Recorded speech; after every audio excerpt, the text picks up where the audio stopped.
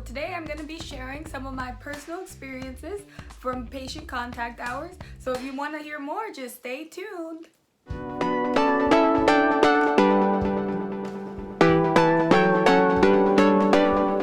patient contact hours for physician assistant school, I've worked as a medical assistant and as a CNA. So I've worked 2 jobs as a medical assistant, and then I've worked 1 job as a CNA. And then my experiences differ from each job, and then also they have different variables to them, and I'll discuss them today. After I graduated undergrad, I wanted to go ahead and get an easy certification so I can just go ahead and get into it and start working, or one of the quicker certifications. So CNA definitely is what stood out to me because it doesn't take much time to prepare for the test as long as you study for it. You do have to prepare for the test to study to become a CNA and to pass the certification test. That is important.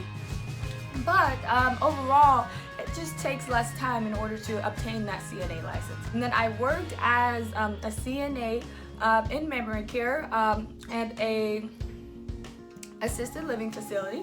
My overall experience with that, I think that I've heard like a lot of horror stories about CNAs and how basically you deal with like a lot of crazy things as a CNA.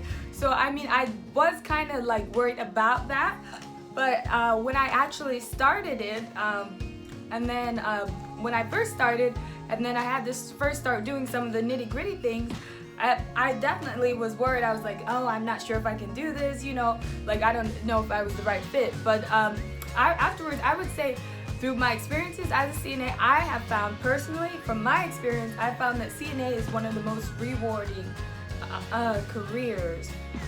So CNA is definitely one of the most rewarding careers that you can be a part of. And memory care is usually for patients that have Alzheimer's and dementia late term, so they're in the later stages of the disease. And then Alzheimer's and dementia is something that can debilitate you. So a lot of the patients that I worked with were on hospice. So I mean, it is a very hard job, but overall I would say it was extremely rewarding to work with patients like that.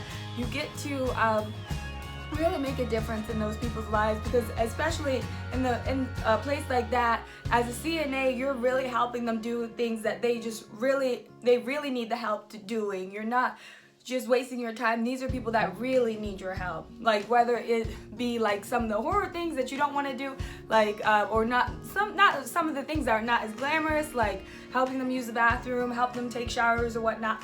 This is stuff that they wish that they could do on their own, and then you are helping them do these basic tasks that they just really wish that they could do on their own. So you are really making a difference in their lives. So I would say overall, from my patient care experiences for getting into PA school, being a CNA was one of my most rewarding. Also, opposed to being a CNA, I also worked as a medical assistant. So as a medical assistant, I first worked in pediatrics in the state of Florida. You can be trained by a physician to be a medical assistant, so that's what I was in pediatrics first. So in pediatrics, I basically helped take patients' bags, take their vitals, and then like if the doctor needed to do shots, I'd help hold the babies down, and that wasn't as fun. So I would say overall, it was a good experience. I think that personally, I found that pediatrics is not a field that I would like to go into. I was trained as a medical assistant in dermatology, and that's where I currently am now before I go to PA school. In dermatology, I help assist with surgeries, and then I help with bandages, calling patients back, vitals, and stuff like that. So I work at a center that does like a lot of surgeries, and for this position I was also trained on the job by the physician that I've met like that as well. So other future PAs that I've met while working at this office. I would say that working where I currently work is one of my favorite places to work at the dermatology office. Main reason being is because I do like dealing with skin issues. I feel like it's really rewarding to kind of help some of these patients. My patient contact hour experiences, let me know if you've had any similar experiences to these, and then let me know if you have any questions or concerns, or you want me to post any more videos on specifically what I did in order to get the certification, or anything that you kind of like want me to answer more questions about. Thanks for watching, and then we'll see you next time.